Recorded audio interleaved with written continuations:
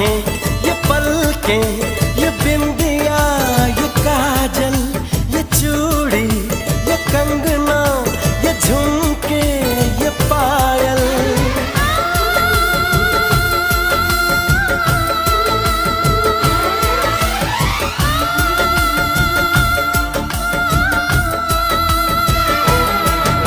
बड़ी ही सुरीली ये आवाज है, बड़ी ही सुरीली ये आवाज है।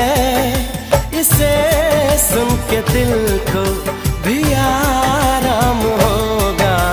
अभी तो मोहब्बत का आगाज है, अभी तो मोहब्बत का अंजाम होगा।